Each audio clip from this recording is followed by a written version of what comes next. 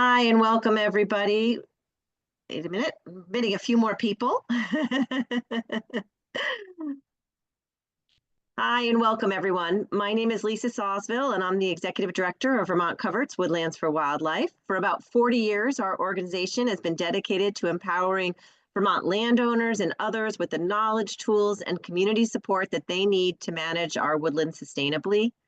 Through hands-on trainings, educational workshops, peer-to-peer outreach, programs like this, we're working to promote healthy, resilient forests on into the future. Before we start, a few housekeeping items.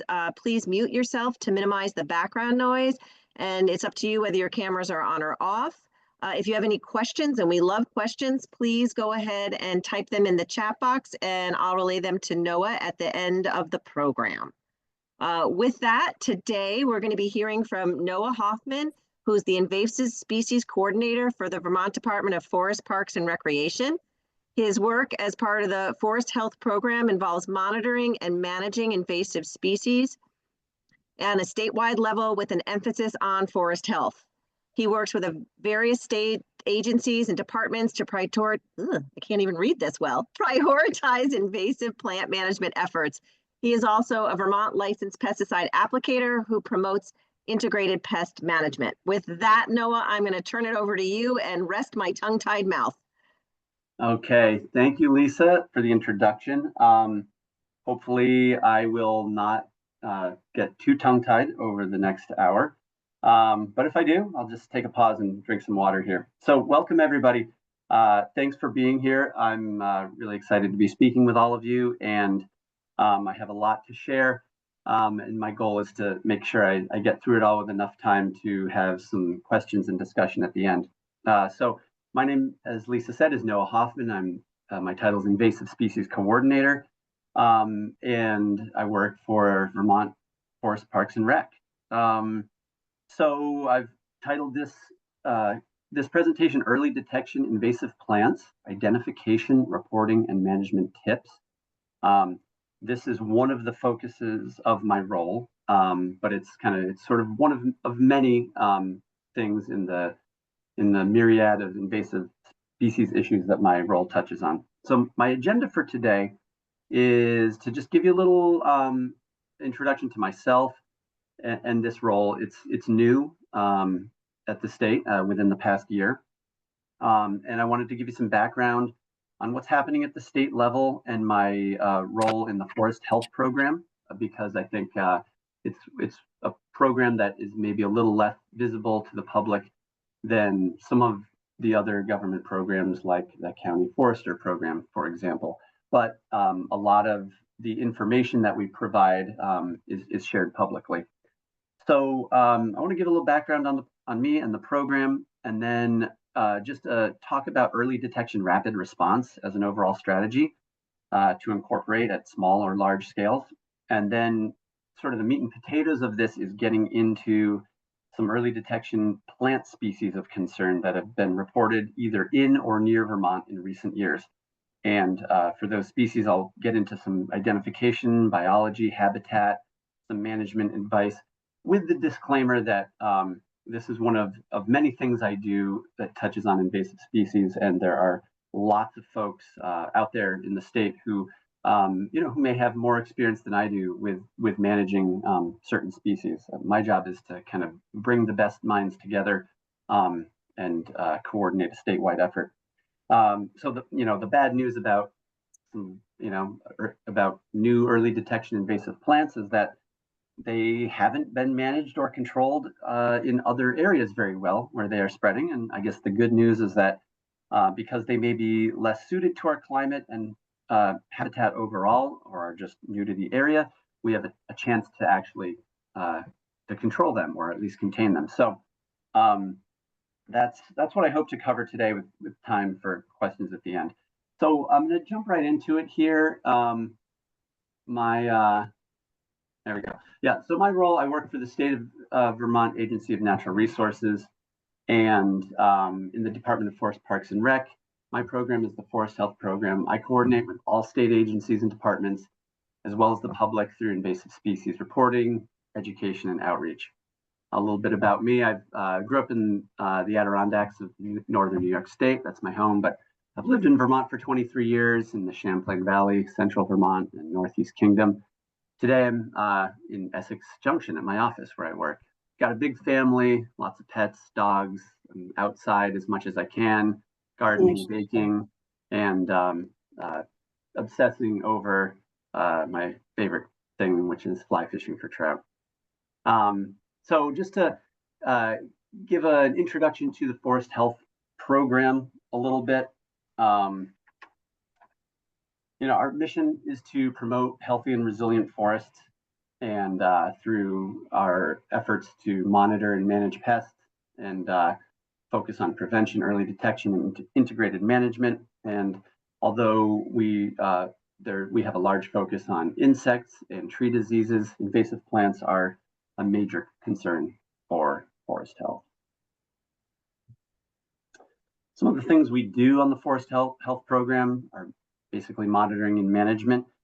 We monitor for forest pests statewide. We do aerial surveys. We trap for different species, and we also manage forest pests. We do education and outreach to prevent the spread, and we do occasional direct management on state lands.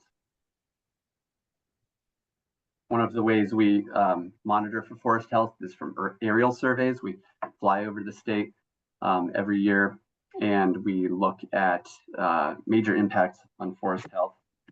This year in particular, from the air, big widespread impacts were white pine needle damage, beech bark disease, and anthracnose, which is a fungal disease that causes discoloration and defoliation on maple trees. Some of the other ways we monitor are with emerald ash borer trap trees. You've probably seen these traps, or maybe even taking part in setting some up yourself. We monitor for EAB and observe and document the spread statewide. We also have pheromone traps. We monitor for pests like forest tent caterpillar, spruce budworm. They can be used for all sorts of other species as well. And so, if you ever see these in the forest, these are good to just notice and make sure you don't disturb them. We also take part in the North American Maple Project, which is a long-term, over 30-year forest health study that we look at dieback, transparency, canopy cover, various metrics. It was originally designed for just to inform sugar maples of trends in forest health, and now it's a general proxy for forest health in the state. And we also do emerald ash borer and ash tree management. We are preserving trees with imamectin benzoate to retain ash on the landscape. We're working on seed saving efforts to preserve genetic diversity. We're releasing parasitoid wasps as an emerald ash borer biocontrol. And we do occasional harvests of ash for timber. One of the things we're doing is we're sort of elevating our effort to provide black ash logs to our local indigenous partners. And that's an effort that I'm leading up in the coming season. This particular flyer on the screen here is for a black ash log pounding workshop that's happening down in Hubbardton, Vermont in the early summer. So these are things that we will promote on our website and the VT Invasives website, and just wanted to put a little plug in for it there as well. We report on forest health periodically from March to September. I write monthly invasive plant reports. These are published on our website at fbr.gov, as well as on VT Invasives. And we report on all sorts of forest health trends, as well as emerging news such as beech leaf disease. And we also publish an annual report. And if some of you may be on the listserv for those, if not, they can be found on our website. But also, it's possible if you want to share an email with me, if you'd like to be on any of those listservs, that's certainly something we could do. So yeah, here's our website, which is another way to find out what we've been up to in the Forest Health Program. Another one of my larger efforts is helping to manage and update the Vermont Invasives website. This is our primary tool for public outreach. We have species pages that we're updating and adding as information changes with identification, biology, management tips, news and articles on recent developments in terms of all kinds of aquatic species, whether they're aquatic animals, forest pests, all sorts of stuff. And there are also links to public maps that we update regularly. That if you want to become, if you want to find out more about what's going on out on the landscape and sort of check the pulse of those things, so it's a great resource for that. A couple of the resources you can find on that website are the Vermont Forest Invasive Pest Status Map, where we map out pests like beech leaf disease, elm zigzag sawfly, emerald ash borer, and we put that on the town level, so you can sort of look at trends and see what's going on in your area. Overall, the emerald ash borer severity map over here also shows infestation, density, severity, things like that. So you can look at you can see our hotspots there and look at what areas have the denser populations of EAD and what might be at risk. And finally, I want to touch on one more VT invasives thing, which is the report it function. If you're not familiar with this, this is a great way for us to know about what's being seen on the ground by the public. We have a fairly small staff and we can't see everything. So these reports this is an interagency effort between Forest Parks and Rec and agriculture. And we have a team that includes me and state staff, such as botanists and entomologists. And we look at reports and respond to them. Like I said, occasional treatments, we map things, we consult with landowners. So in general, this is a great page to look at and to familiarize yourself with. And we really appreciate getting this kind of information from the public. So one thing I just wanted to touch on is the benefits of managing invasive plants. This is not new information for any of you, I'm sure, but I think it's worth noting that often when we're working on invasive management, especially invasive plants and that have various ways of spreading and that become well established in our state, I think we often focus on the threat of invasives. And I just put this slide up here because I think it's always helpful to think about the benefits of managing invasive plants as opposed to just the damage that we're trying to avoid. I'll get into some further slides about prioritizing management, but I think it's really helpful kind of in terms of networking with neighbors and community members to think about what we want to protect and what we want to conserve and what we want to promote and enhance and optimize, as opposed to just thinking about sort of the threats that are upon us.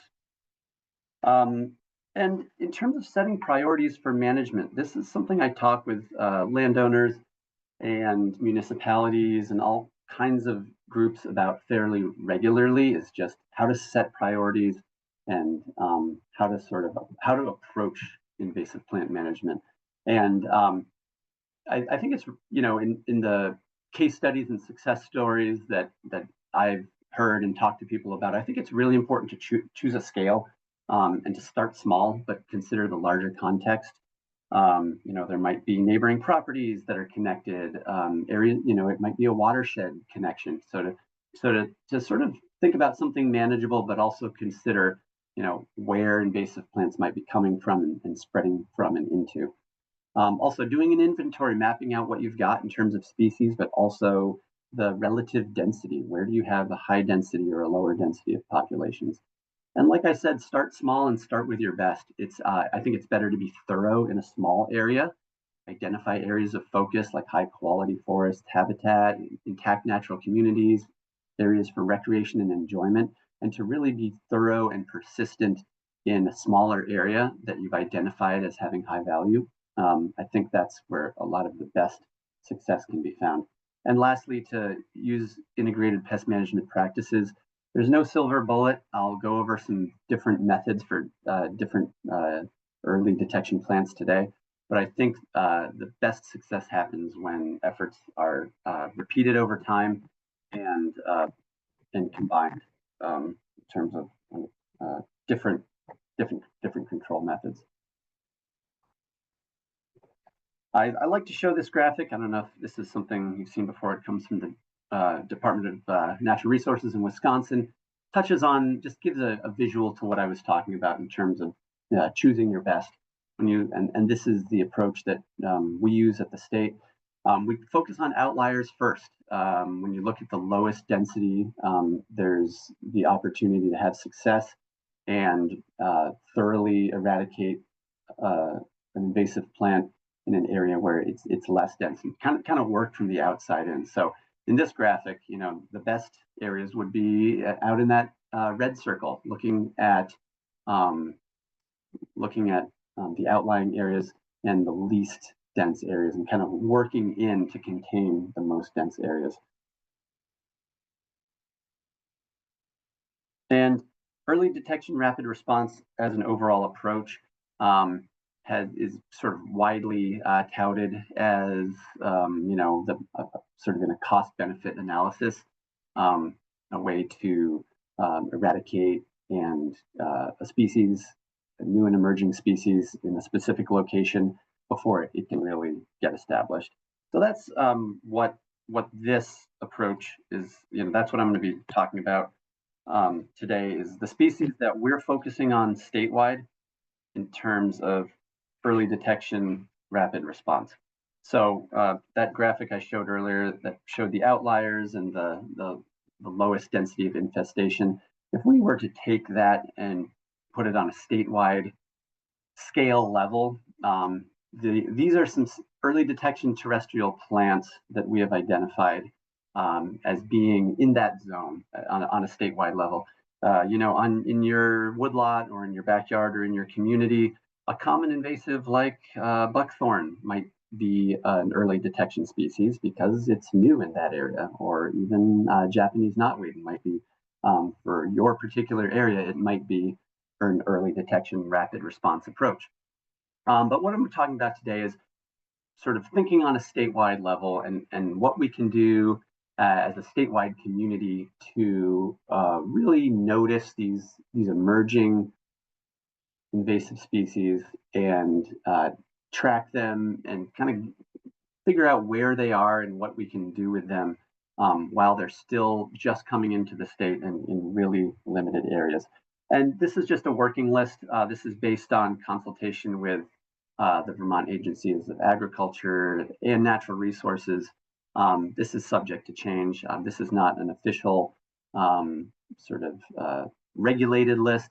These are the things we've identified as new and emerging early detection plant species. We've mapped our reports through VT invasives and other public reporting through the past season. So we're currently mapping and monitoring every site where we have found one of these early detection species around the state. Some of them we have not found at all yet, but they're kind of at Vermont's doorstep. So these are not necessarily the only places where these species exist. I know that Japanese stiltgrass is a lot more established in the Brattleboro area. We haven't verified all of those sites, but we're sort of in the process of mapping them all out. And this is what we had so far just from the 2024 summer season. So what I want to talk about first, this is where I want to dive into some particular identification, reporting, and management tips on some of these species, is pale swallowwort. And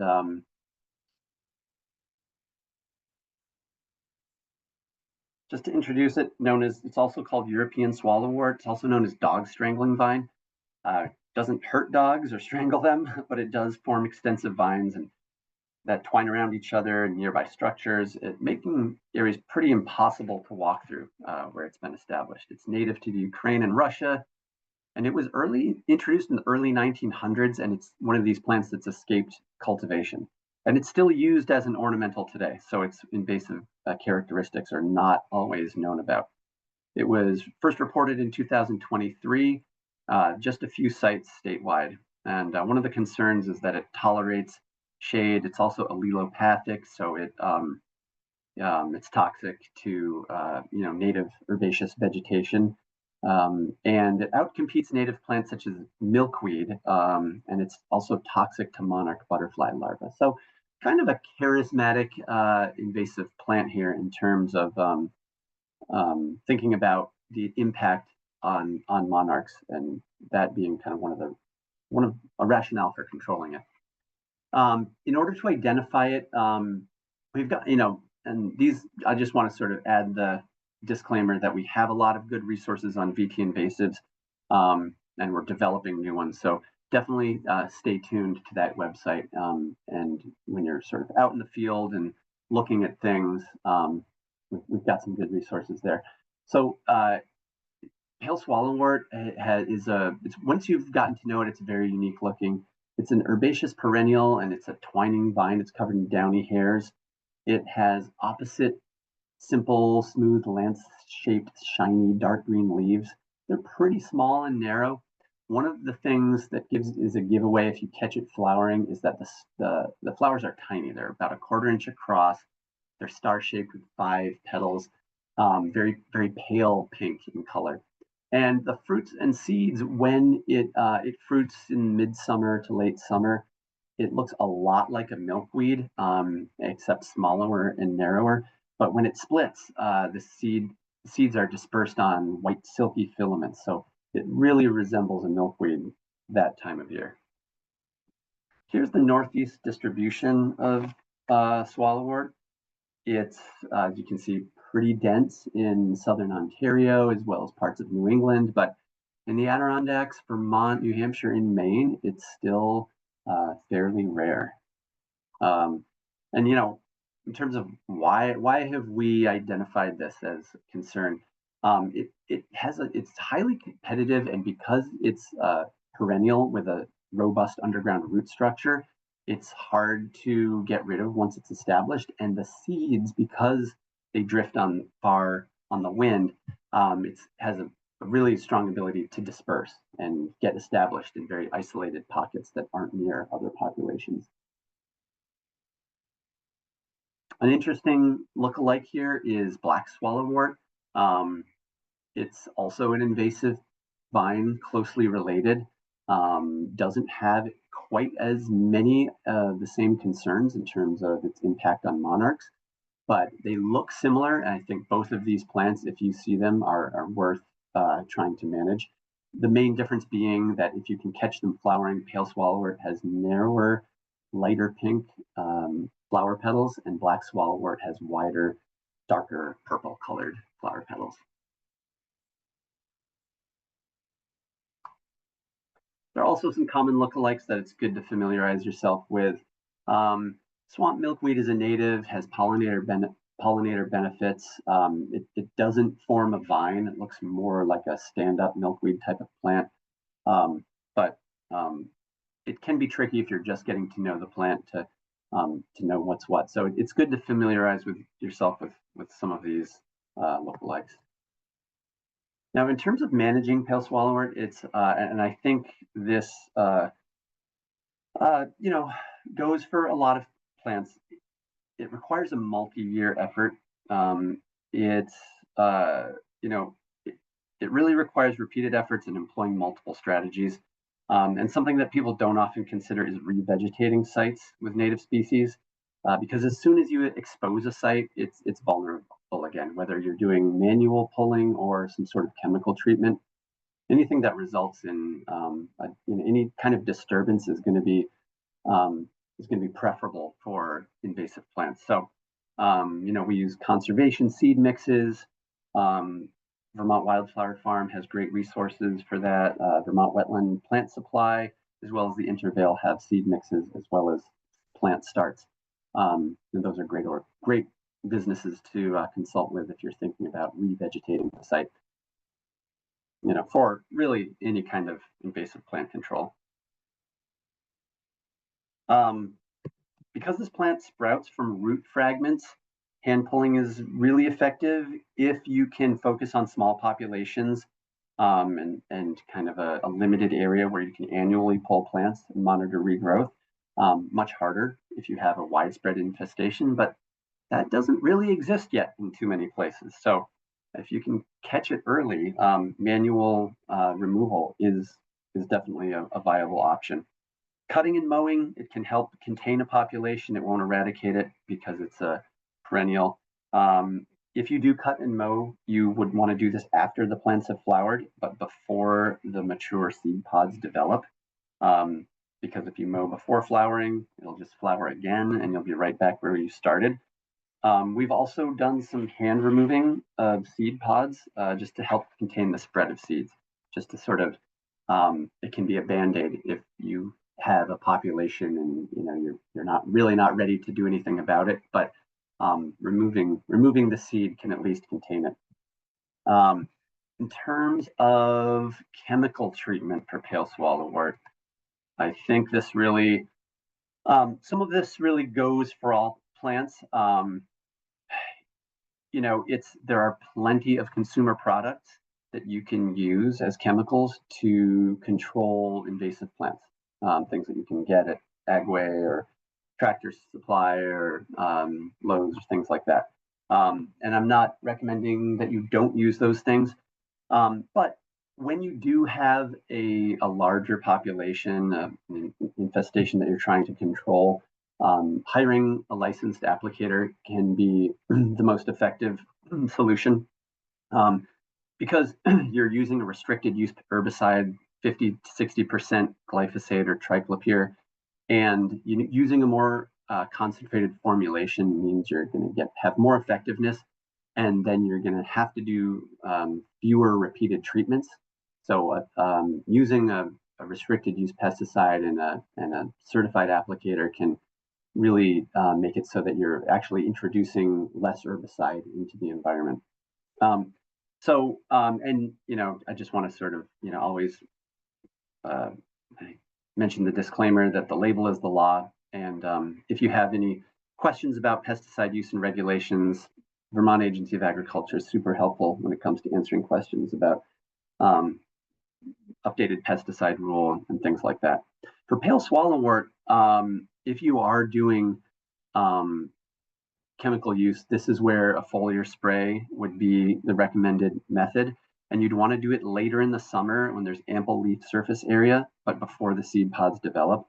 And this is, you'd also want to make sure your herbicide formulation is preloaded with surfactants because you need to penetrate a pretty waxy leaf with this pale swallowwort. So that would be especially important with this. And as with most things, glyphosate and triclopyr would be the recommended active ingredients in pesticides. The benefit of glyphosate is that it's less mobile in the soil and in water. So it's the chemical that we use in wetland safe formulations. But glyphosate is also non-selective, so it will kill everything in the area. Whereas triclopyr has more soil activity and it's more persistent. So triclopyr is typically what we would use for cut stem applications where we can really control the dispersal of the chemical. A little case study here on pale swallowwort. For each of these species, I wanted to mention some work that we've done, at least on the state level. I'm sure there's all sorts of other things happening on the community level, but this plant was first officially discovered in Burlington in the fall of 2023. We have approximately 8 infested areas, mostly on private property, and our efforts have been focused on containing the spread with some landowner outreach in Burlington. And our eradication efforts right now are happening in sites outside of Burlington. One was a manual removal that I did from a Williston location, and the plant was actually in a commercially landscaped area where the plant had been intentionally planted there. So worked with that commercial landowner and dug up their nice pale swallowwort landscaping plants and took them away, which they were willing to do. Also, we have a state lands forester who is working on chemical treatment in a southern Vermont location down in the town of Guilford. So we sort of have these two extremely distant sites of this plant, but nothing in between yet. Next, I'm going to talk a little bit about Japanese stiltgrass. This is getting on a lot of people's radar recently because it's popping up a lot in southern Vermont, especially southeastern Vermont, more so in the municipal areas, along roadways and in people's yards, which leads me to think that the seed is in landscaping or nursery stock, and it's just getting spread around that way. So it's also called bamboo grass, basket grass, or packing grass. It's native to Central and Eastern Asia, and it was actually introduced near Knoxville, Tennessee, over 100 years ago, and it was used as a dried packing material for porcelain shipments. It's a member of the grass family, and its Vermont distribution is limited to the Brattleboro area and the southern I-91 corridor, as well as three or four sites over in the Champlain Valley, kind of dispersed in the southern Champlain Valley. It thrives in a variety of habitats and light conditions, but it prefers damp sites. So one of the concerns is it has a shallow, weak root system, and that can contribute to soil destabilization and erosion, especially when it gets established in riparian areas. So it's not as robust on the landscape as Japanese knotweed, but it has some similar ecological concerns. To identify this like a lot of things, once you've seen it, you know it, but I've actually received many reports on BT invasives where vigilant, concerned citizens report this, and then it turns out to be a native grass. So like I said, it's herbaceous and it's annual, so it needs to reseed itself. And it has multiple stems. It can vary from a few inches to 3 feet tall, depending on the site conditions. The leaves are alternate, and it has this off-center silvery midrib that you can see down here in the lower right, which is a real dead giveaway. It's actually quite a beautiful plant, and it looks like a mini bamboo. And when you see it growing in the forest understory, you can kind of think, wow, isn't that lovely? This nice, bright, fresh green layer carpeting the forest floor, and then you realize that it's completely stymieing all sorts of native herbaceous plant regeneration as well as tree seedling regeneration. So a beautiful sort of threat to our ecology. It flowers and seeds in late summer and early fall, and it has these delicate flower stalks, much like similar grasses. As you can see, it is really well established in the mid-Atlantic and southern New England, especially in Pennsylvania. Foresters in Pennsylvania, apparently, this has become just a huge issue down there. So hopefully we won't, because of our colder climate, it won't spread as quickly or as sort of endemically in our state, but it's still something that we're concerned about, especially when we get as we get warmer and wetter growing seasons. So some of the concerns, it's because it grows in riparian areas, its spread is aided by flooding and other disturbances, and its seed production and dispersal is abundant. So even though it's an annual, it still has the ability to spread quickly and also by way of natural and man-made disturbance events. Like I said earlier, it looks like some common grasses. White grass over in the left is a very common native grass that is not an ecological concern. And it looks similar until you've seen them in the field. So in terms of Japanese stiltgrass management, it's an annual, and it reproduces only by seed. So it can be mulched to prevent emergence in spring. And then the decomposed mulch can be seeded with native species such as ryegrass the following season, as long as emergence is fully suppressed. State parks workers in New York State, where there's more Japanese stiltgrass, have had some success with mulching methods, with repeated heavy mulching. So if it can be suppressed, and if the seeds can be eliminated, then it can sort of dwindle over the years, and it can be outcompeted by other native grasses. There's, mostly in the state of Vermont, as far as I know, no one is doing anything except mechanical management. Hand pulling works for small infestations. If there are no flowers or fruits on the plants, they can be left on the ground to desiccate and dry. That's what most people I've talked to are doing with it, rather than trying to bag it up and burn it or throw it out. If there are flowers or fruits, which usually starts in late August, the plants should be bagged and disposed of. So hand pulling in July for this is typically best, before flowers develop. And so you want to wait till after the seed bank has fully germinated for the season. So you want to wait till midsummer before you get the flower heads.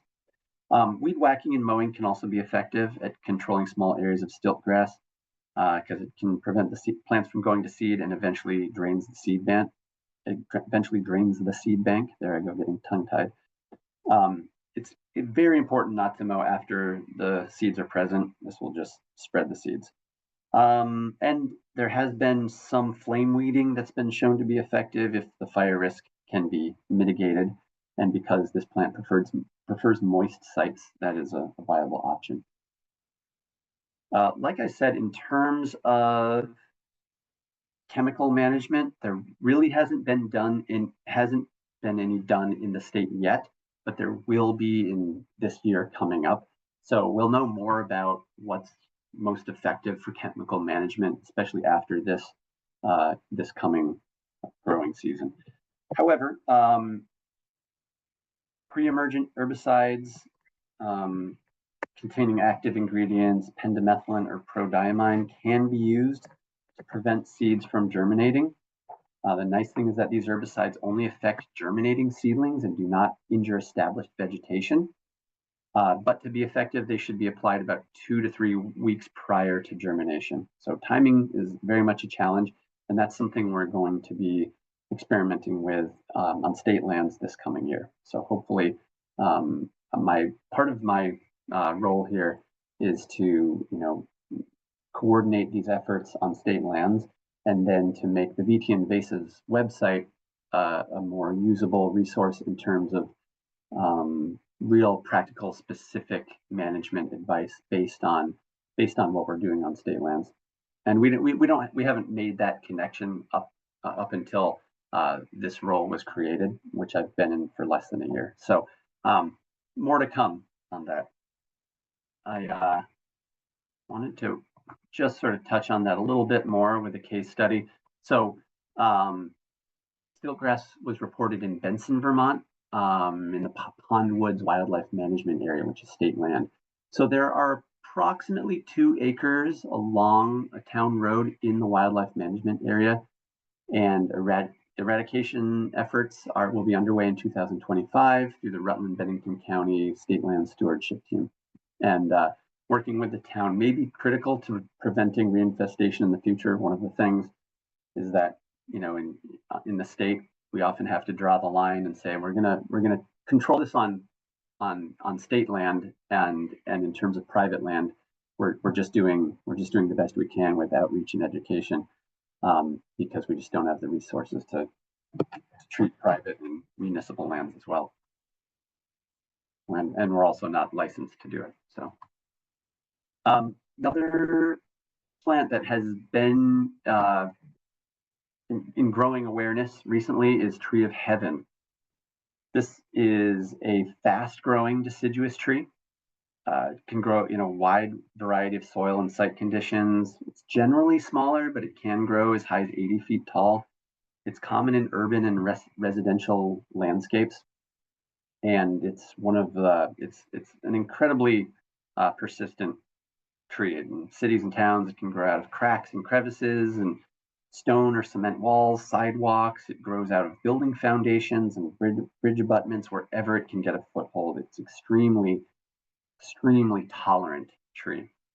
It's native to Asia, and it was first introduced to the United States as an ornamental shade tree in Philadelphia in 1784. So it's been around for a really long time in the Northeast and is just getting established in some areas of Vermont. And it's been called possibly the fastest growing tree in North America, and it reproduces prolifically, not only by seed, but by its roots and rhizomes. It responds to cutting by resprouting it very vigorously. So it can be hard to get rid of. In terms of identification, it's similar to some other trees. There are definitely some common lookalikes. But the bark or the bole of the main tree is smooth and greenish brown when it's young, and it turns grayish. It looks a lot like the skin of a cantaloupe as it gets older, as you can see in that picture. Like I said, it can grow to be 80 feet tall. It's been known to have 6 feet in diameter. The stems and twigs are alternate on the tree. It has these heart-shaped leaf scars that you can see in the upper right, which are which you will not see on other trees that look similar. It's also easy to break, and you can expose the spongy brown pith. It's not a hollow pith, which is what some of its other native lookalikes have. It has this very large pinnately compound leaf, can be up to 4 feet long with 10 to 40 leaflets. And one of the things is it has these glandular teeth right at the base of the leaf, and then the rest of the leaf is smooth. And when you see that, that's one of the real notable features in terms of identifying it. If you are to see it when it's flowering, it has these really long 8 to 16-inch clusters. The male flowers smell strongly of burnt nuts, and on the it's dioecious. So on the female trees, it has 1 to 2 inch long twisted samaras. They're found in clusters that often hang out in winter. They look a little bit like an ash seed, if you're familiar with those.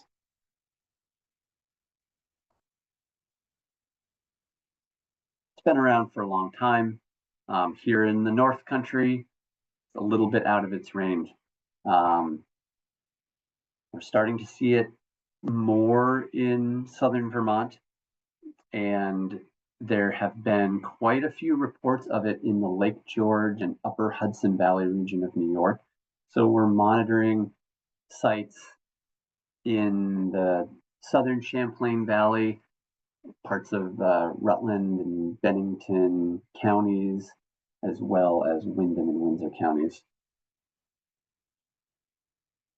Like I said, it's extremely tolerant of drought, and can thrive in, soil temperatures can get really high, and it will not hurt the seedlings and saplings.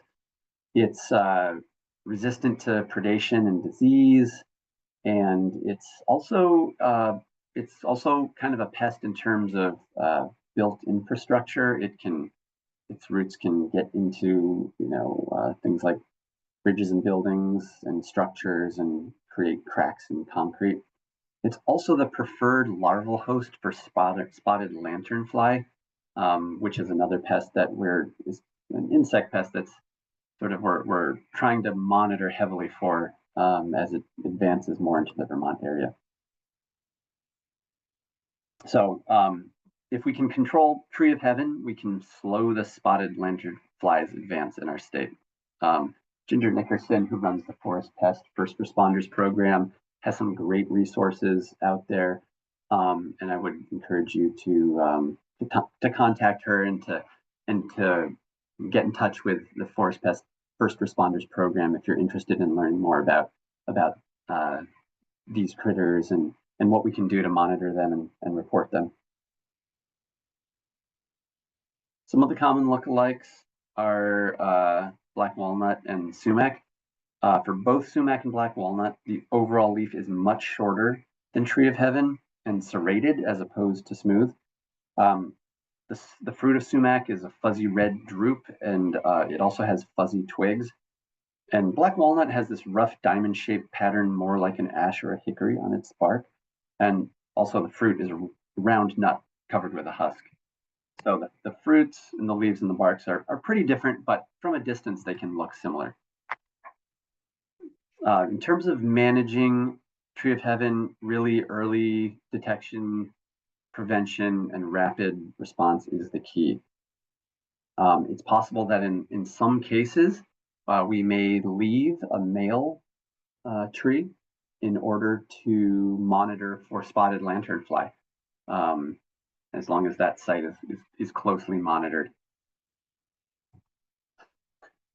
Mechanical management can be difficult because of its extensive root system and resprouting ability.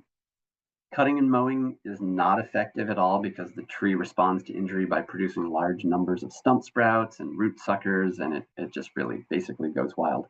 Hand pulling young seedlings can work when they're small and the soil is moist and the entire root system is removed. But in general, unless you have a really small seedlings, trying to mechanically cut these down just increases their vigor. So chemical management is typically recommended for tree of heaven, and even this can be tricky. So for chemical treatment, similar to all woody shrubs or trees, you'd want to apply herbicides later in the season when the tree is moving carbohydrates to the roots. At other times, you may only injure above ground growth and not the roots. And cut stump herbicide applications would not be recommended because they just encourage root sprouting. So whereas something like a Norway maple or a buckthorn, you might be able to cut the stem, treat the cut area with a buckthorn blaster or something like that, and that herbicide would get down into the roots and kill the plant. With tree of heaven, if you did that, the roots would just sprout, and you'd have a real dense thicket of young tree of heaven. So it's actually not recommended.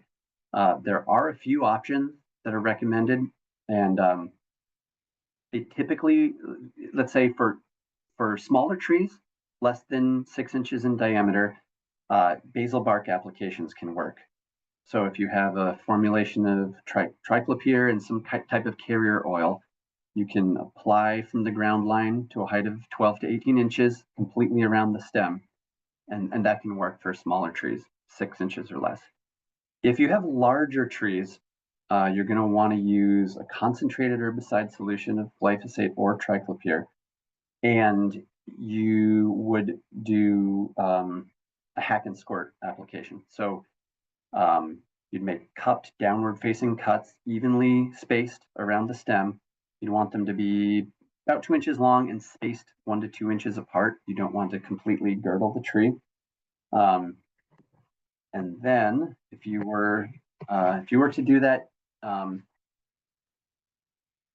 you could, that's probably the best way to attack the larger trees. And like I said, you'd want to leave uncut living tissue between the hacks to allow the herbicide to move down to the roots. We are going to be using this particular application in an agency of transportation right of way.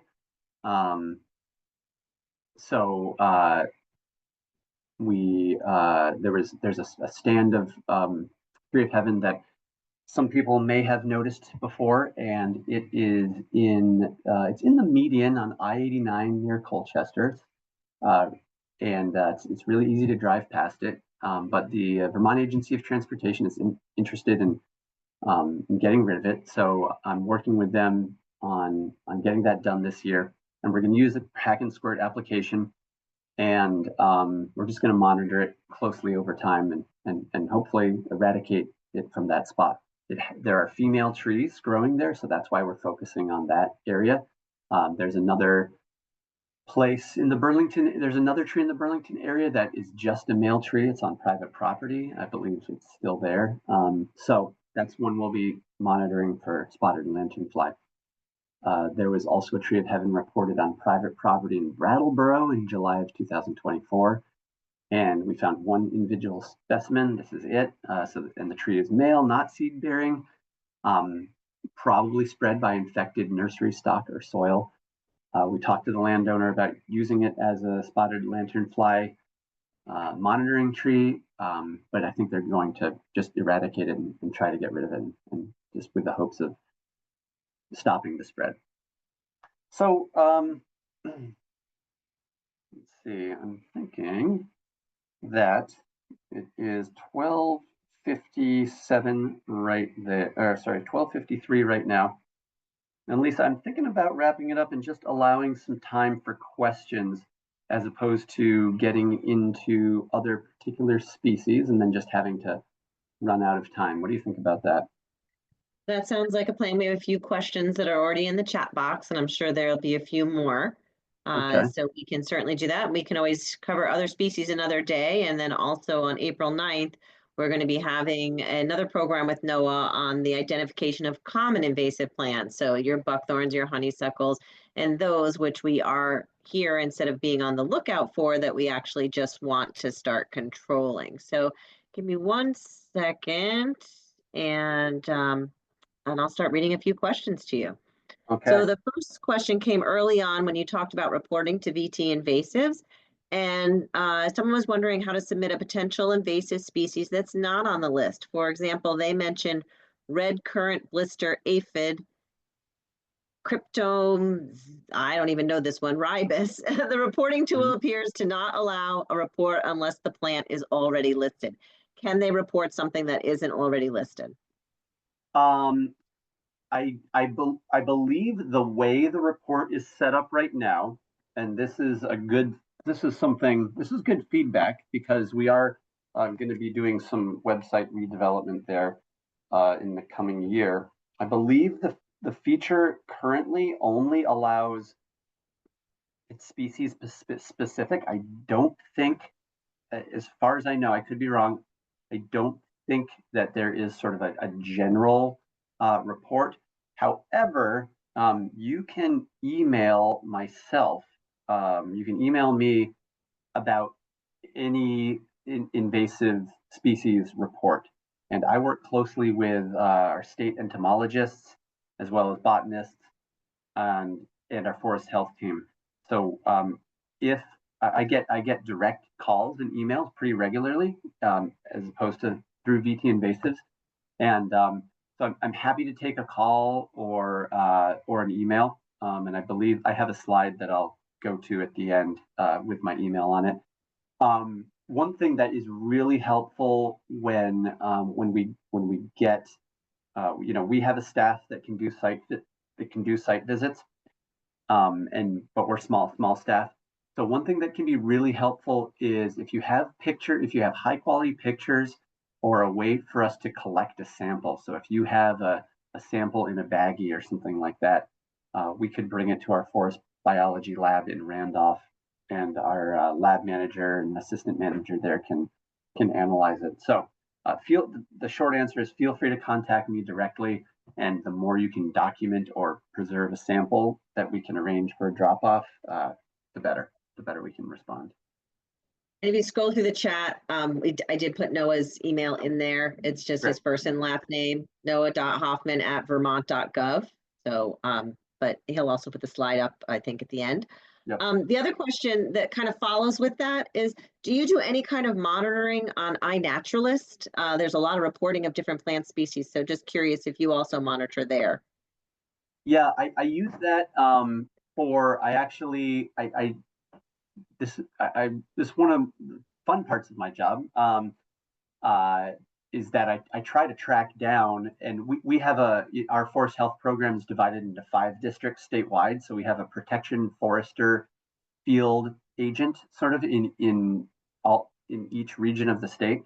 And so when we get research grade iNaturalist reports, I sort of mine those reports, and when we have good reports, we do track those down, and so some of the Japanese stiltgrass case study that I shared about the wildlife management area in Benson, I found that through iNaturalist. So there's an abundance of reporting there, but yeah, I would highly recommend it to anyone as a tool if you're just if you're thinking, hey, well, what does Japanese stiltgrass look like? Or if you want to like do some site visits of your own, and you can get the coordinates of those. A lot of sites on public land.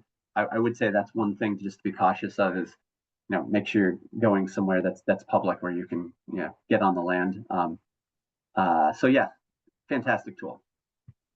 So for those that don't know, iNaturalist is a tool that allows you to put observations into this database. And if you have a picture or a sound, you upload that as well. And it can be categorized and used for distribution. And there are experts that check it out, and where Noah talks about it being research grade information. So an expert will be like, yep, that makes sense. Or, hey, we need to go look at this because it could be something like a new infestation or something. So it's a really interesting tool. We do have on our YouTube channel instructions on how to use iNaturalist, and the iNaturalist website is also really good at sharing how to do that. So if you want to do some citizen science, it's a great tool for you to use. Yeah, and great if you want to get familiar with, find locations of things that you want to get familiar with. Stephen asked if Burlington infestation of the pale swallowwort, has that been controlled, or is it still something that we're working through? Well, it's not controlled. We've done some efforts to one of the things we're working on this year is to do some plant walks with City of Burlington staff in order to we're trying to engage with the City of Burlington more to raise some awareness about invasive species in their natural areas, especially some of these newer, lesser known emerging invasives. And they've got some great staff there who work in the natural areas. So we're focusing on eradicating the pale swallowwort more around the Burlington area, but we are also still working with the city to do some outreach and education because it's all on private property, and so it really is really comes down to the landowner's choice what they want to do about it. So we're going to be sort of elevating our outreach efforts on that coming season. Someone notes that looks like the Tree of Heaven can be purchased online, and anybody can get it sent to them plant. What's the status of our quarantine list in this state? Yeah, so this would be a better question for someone in the Agency of Agriculture, but I am on the Vermont Invasive Exotic Plant Advisory Council, which is an interagency and community-wide council that makes recommendations to the Agency of Agriculture, and they are in the process of republishing the noxious weed list that can be the one we have right now. I believe the state has this from 2012, and it sorely needs updating. So Tree of Heaven is on the watch list. So it is a tree that you can report to VT invasives, and the plant health team from the Agency of Agriculture does have the right, although they use this quite carefully, to destroy plants. So the state is able to destroy Tree of Heaven plants, especially if it's in nursery stock. When it's planted already on private property, we try to be very diplomatic about how we work with the landowners. But if it is in a nursery or if it's a potted plant in a business, then yeah, we can actually do a site visit and destroy it. And the plant health team will get those reports through VP Invasives. So it's sort of a, you can be a tree of heaven whistleblower if you choose. It's becoming a big problem down south, that and kudzu, and which I know we're on the lookout for here as well. And Yep. some of the ones I'm sure you didn't get to already. And that's what's really helpful is if we do have these people who are looking at iNaturalist or reporting on VT invasives, because these are the ones that we may be able to control versus just sort of live with in that graph that you had in the beginning of where the points where we can control something. So that's really important. Yeah, it's, I mean, and also to say, you know, these are definitely, on state lands, we manage a lot more other common invasives because of their impact on healthy forest regeneration and things like that. But and you know, it takes a lot of resources to do that. And we have to be choosy and careful and think about, well, where should we try to manage? What's a priority area? And these plants really, I guess the anywhere they occur is a high priority area in the state. So there was a question about sort of the migration of Japanese stiltgrass. You know, is it following humans in terms of trails or roads? Is that one way that it's, you know, being spread, or what? How is that really? Is that more ornamental plantings? I think it's more being spread through humans. I think every site is different. I found it on extensively scattered along a dirt road, which makes me think that the town highway department is accidentally spreading it when they're grading and raking the roads. And it's very weak rooted, and so if you dig it up and it dries out and dies, you can probably kill it. But if sort of landscaping or road work or other activities happen when the plant is flowering, then and going to seed, then it can get spread around. So it's one of these things where timing is, if we can probably do a lot of prevention of spread by being more careful with our timing.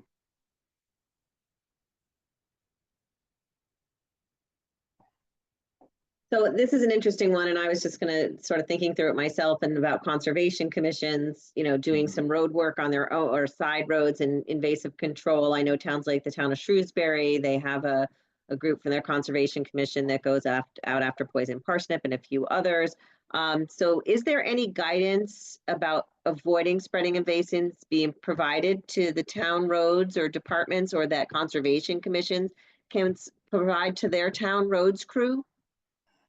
I